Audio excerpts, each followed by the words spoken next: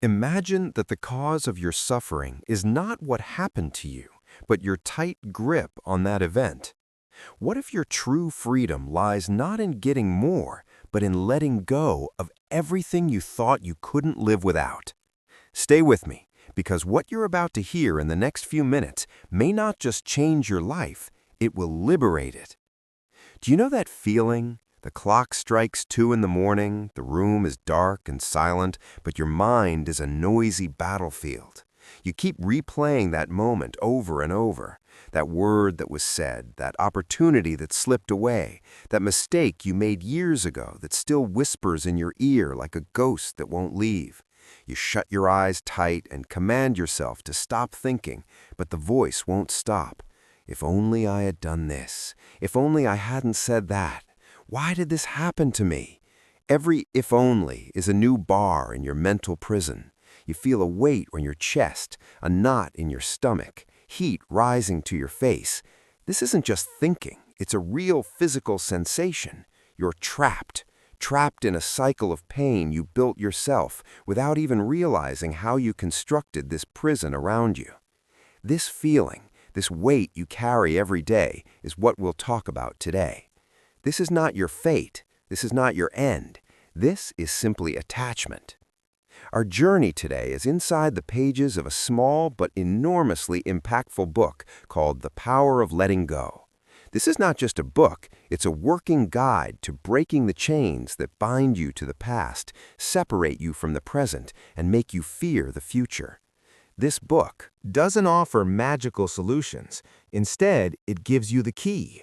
And the key is shockingly simple. Let go. But how? How do you let go of something that hurts you this deeply? That's where our real journey begins. If you've made it this far, you're not just listening, you're honestly searching for change. You are among the few who choose to face themselves instead of running away. Before we reveal the secret of living in the moment, if these words are touching something inside you, press the like button to help this content reach those who need it. Perhaps there's someone else awake at 2 in the morning who needs to hear this. And if you're new here, welcome to our community. Subscribing and turning on the bell will ensure you don't miss any upcoming journey toward a deeper understanding of the self. Now, I want you to stop for a second and share in the comments, what is the one thing you are resisting right now that you wish you could let go of? Simply writing it down is the first step to acknowledging it, and the first step toward freeing yourself from it. Idea 2, live in the moment. It's the only place where life exists. You've now acknowledged the thing you've been resisting. The question that arises is, where does this struggle happen? Where does your battle with the past and your anxiety about the future take place? The answer is surprisingly simple. It always happens now. You don't suffer in the past. The past is just a memory, a ghost, a thought in your mind. You don't worry in the future. The future is just a possibility, an imagination that hasn't happened yet. You suffer and worry here and now, in this present moment, because you allow the ghosts of the past and the fantasies of the future to steal your present from you. This is the second idea from The Power of Letting Go. Real life exists only in this moment. Let's try a quick mental exercise. Stop everything right now and take a deep breath. Inhale slowly, exhale slowly. Now ask yourself, in this exact second, as you listen to my voice and feel the air entering your lungs, is there a real problem? Not in the next hour, not yesterday, but right now. In most cases, the answer will be no. In this moment, you are safe, you are breathing, you exist. Everything else is just a story your mind is telling. The problem is that we've become addicted to those stories. We live in a film produced by our own minds, starring the mistakes of the past and the fears of the future, while real life plays quietly in the background, unseen. The book doesn't ask you to ignore your responsibilities or stop planning. It asks you to do those things while being fully present. When you plan for the future, be present in the act of planning itself, instead of getting lost in anxiety about 1,000 possible scenarios, most of which will never happen.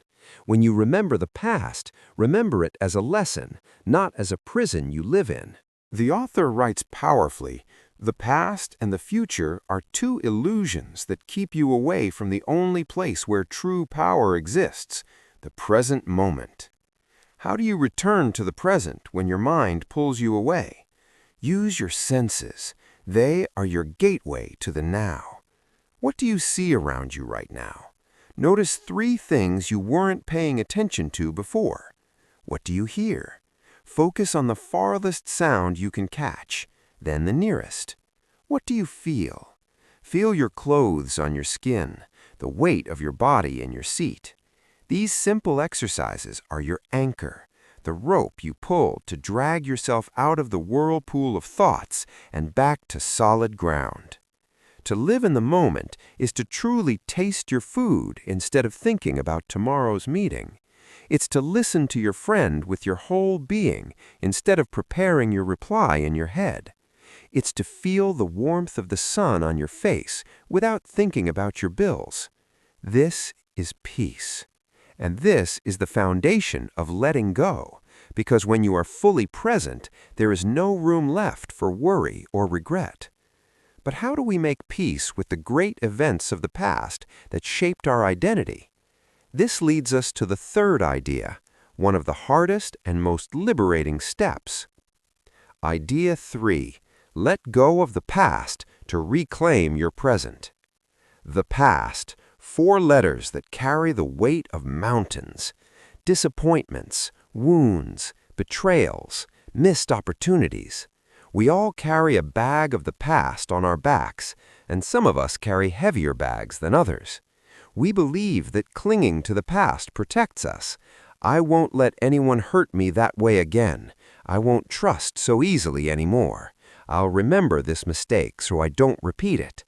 But what actually happens is the exact opposite. Clinging to the past doesn't protect you. It keeps you its prisoner. You're not living your life today. You're living a distorted version of it through the lens of the past. You see potential betrayal in the eyes of every new person you meet. You expect failure in every new opportunity that appears. You're not punishing the person who hurt you by holding on to your anger. You're punishing yourself. You are drinking poison every day, hoping your enemy dies. The power of letting go offers us a radically different perspective. Letting go of the past doesn't mean forgetting it. Forgetting is impossible and perhaps unhealthy. Letting go means withdrawing the emotional power from the memory. Imagine a burning ember you hold in your hand. As long as you grip it, it burns you. Letting go doesn't mean denying the ember exists. It simply means opening your hand and letting it fall. There will still be a scar, a mark reminding you of the lesson, but the burning pain will stop. So how do you open your hand? The book suggests several practical methods. One of the most powerful is reframing the story.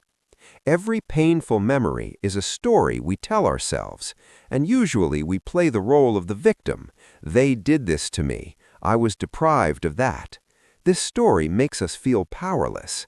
Try retelling it from a different angle, not as a victim, but as a survivor, as someone who learned a profound lesson. Ask yourself, what did this pain teach me? How did this experience make me stronger, wiser, or more compassionate? Who would the weaker version of me be today if this hadn't happened? When you find the lesson in the pain, the memory begins to lose its negative charge. It transforms from a heavy burden into a testament to your strength and resilience. There is a powerful quote in this section. Forgive others not because they deserve forgiveness, but because you deserve peace. Forgiveness is not a gift you give to someone else. It is your conscious decision to stop carrying the weight of the past into each new day. Is there a person or situation you haven't forgiven yet? Think about the price you pay every day because of that burden. Doesn't your inner peace deserve for you to begin the process of letting go today? Letting go of the past is an act of courage. It is your declaration that your future matters more than your past. Idea 4. Let go of the future to allow it to surprise you. We've freed ourselves, at least partially, from the chains of the past. We feel a slight lightness, as if we've dropped a bag full of rocks. But as soon as we lift our heads to look forward, a new monster appears, the future. The future is the land of fear and anxiety. What if I fail? What if I don't get that job? What if I get sick? What if things don't go as I planned? We live in a state of excessive planning and desperate attempts to control every variable. We draw scenarios in our minds, play every possible role, try to anticipate every obstacle. We believe this worry is a form of preparation, but in reality, it is a form of self-torture. Worrying about the future is like paying interest on a loan you haven't taken out yet. The power of letting go does not invite us to neglect the future or stop pursuing our goals. Letting go of the future doesn't mean indifference. It means releasing our unhealthy attachment to a specific outcome. Think of an archer. A wise archer focuses all his energy and awareness on the present moment, his stance, his grip on the bow, the draw of the string, his breath, and the release. Once the arrow leaves the bow, his role is done. Can he control a sudden wind? Can he control a slight movement of the target? No. The archer who clings to the result will remain anxious as he watches the arrow in the air, frustrated if it veers slightly, completely missing the beauty of the act itself. But the archer who lets go finds satisfaction in the perfection of his action in the present moment, trusting that the arrow will go where it needs to go. This is the difference between healthy striving and unhealthy attachment. Strive for your goal with everything you have. Work hard, plan wisely, be the best version of yourself today. But after you've done everything you can, let go. Release the urgent need for things to go exactly as you map them in your mind. Why? Because life often has better, more creative plans than your limited mind can imagine. How many times has a door closed in your face and you felt it was the end of the world, only to discover later that that closed door pushed you toward a far better path you never would have seen? The book reminds us of a deep truth. Worry is a misuse of imagination. Instead of using your imagination to paint catastrophic scenarios, use it to envision the best version of yourself doing what is required today. When you let go of control over the future, two magical things happen.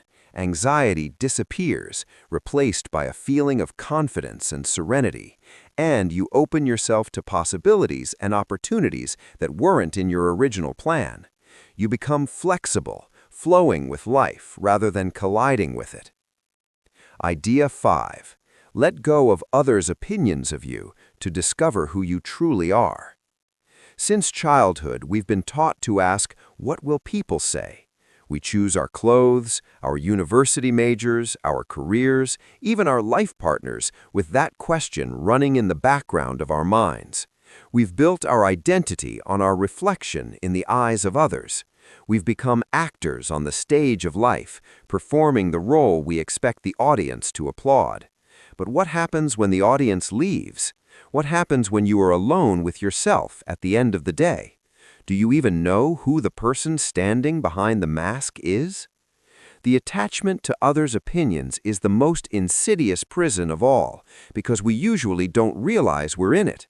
It makes us live a life that isn't ours, chase goals that aren't ours, and suffocate our true voice to satisfy external voices that never stop judging. The power of letting go shouts a simple and liberating truth in our faces. What others think of you is none of your business. Read that sentence again. Let it sink deep into you. Their opinion is the product of their upbringing, their experiences, their fears and beliefs. It is about them, not about you. Trying to control people's opinions is like trying to catch the wind in your hands, an impossible and exhausting task. When you let go of this need, you don't become rude or indifferent, you become authentic. You build your worth from the inside, not the outside. Your compass becomes your values and principles, not the applause or criticism of others. The book says, in essence, when you stop trying to be liked by everyone, you begin to be liked by the right people, and more importantly, you begin to like yourself.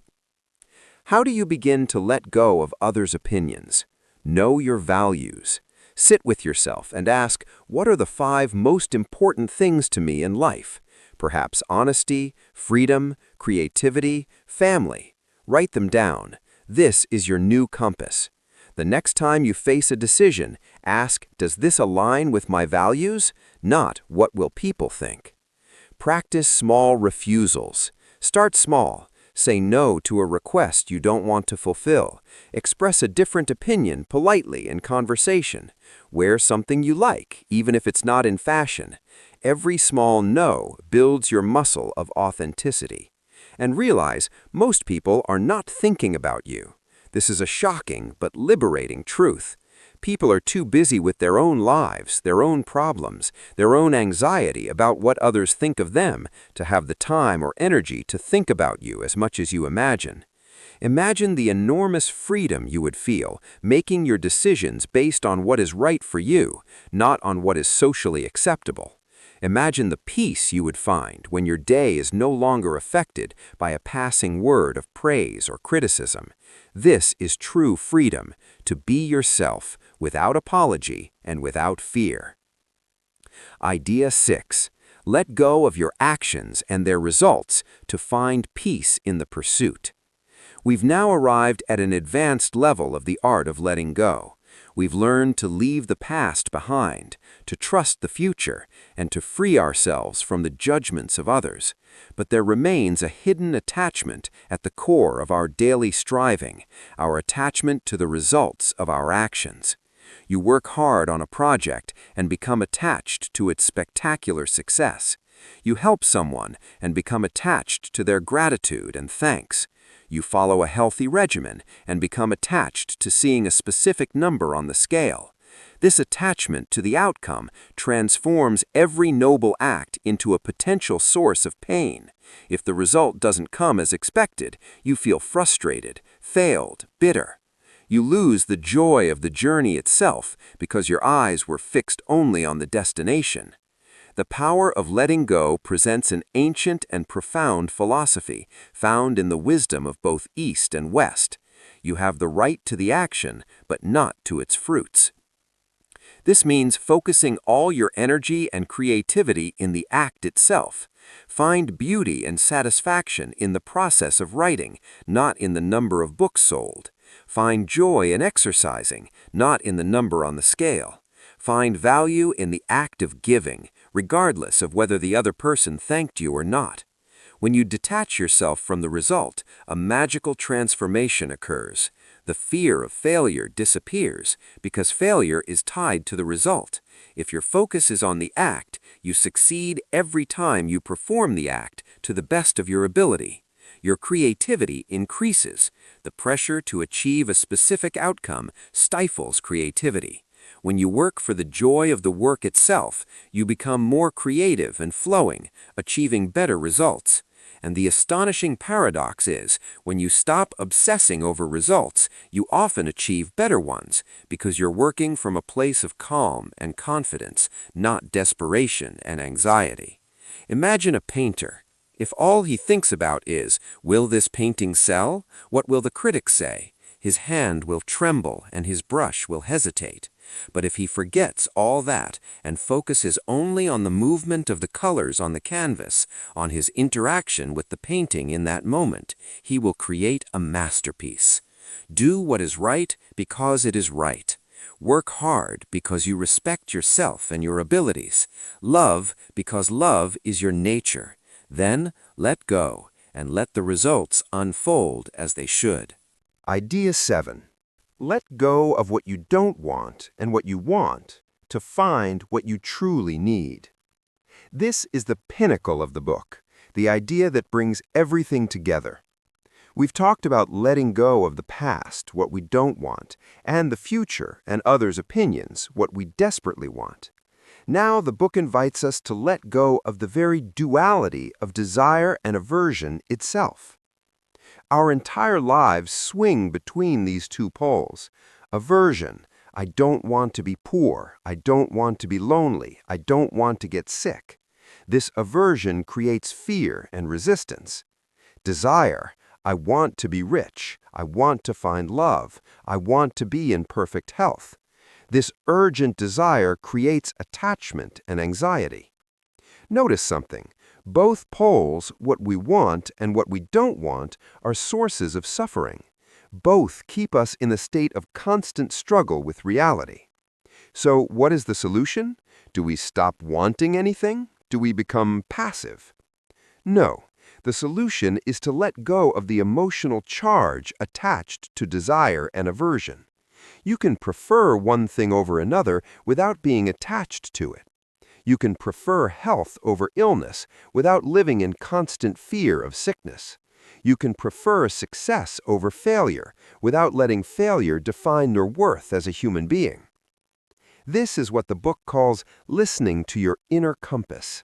When you let go of the noise of desires and aversions, you begin to hear a quiet, deep voice within you, your intuition, your innate wisdom. This compass doesn't shout, it whispers, and it doesn't tell you what you want, it guides you toward what you need for your growth and development. It may guide you down a difficult path, but it is the path that will polish you. It may guide you to let go of a relationship you were clinging to because it no longer serves you. It may guide you to stillness and waiting when your mind wants to rush. The book offers this precious saying, when you let go of what you think you want, you make room for what is truly meant for you. Letting go here is an act of absolute trust. Trust that there is a wisdom greater than your small, anxious mind. Trust that life is not against you, but is always with you, guiding you toward the best possible version of yourself, even when the path is sometimes painful. When you reach this state, you are no longer tossed about by every wave of desire or aversion. You become like the depths of the ocean, quiet, still, and powerful. Storms may rage on the surface, but they don't touch your quiet core. We have traveled today on a profound journey, a journey into the heart of the power of letting go. We began by understanding that what we resist persists and grows stronger. Then we learned to live in the present moment, the only place where life truly exists. We dared to let go of the past, not to forget it, but to drain it of its emotional power. We freed ourselves from anxiety about the future by focusing on the act and releasing the results. We broke the chains of others' opinions to build our worth from within. We learned to find peace in the pursuit by letting go of the outcomes of our actions. And finally, we reached the pinnacle of wisdom, letting go of the very duality of desire and aversion and listening to our quiet inner compass. Letting go is not a one-time event. It is not a destination you arrive at. It is a daily practice, like a muscle. The more you train it, the stronger it becomes. Every time you feel anxiety, ask yourself, what am I clinging to right now? Every time you feel anger, ask, what am I resisting? Every time you feel sadness, ask, can I allow this feeling to pass through me without gripping it? This is the power of letting go. It is not a violent force, it is a quiet force. It is the power of water which adapts to any vessel, yet can cut through stone. If this journey has lit even one candle within you, or freed even one thread of those bonds, then our mission has succeeded. These ideas are not just for reading or listening, they are for application. Choose just one of these 7 ideas and begin applying it today, just today, and watch what happens. This channel is not just a place for summarizing books, it is a space for shared growth. When you press the like button, you tell the algorithm that this kind of content matters, so it reaches other people who need it.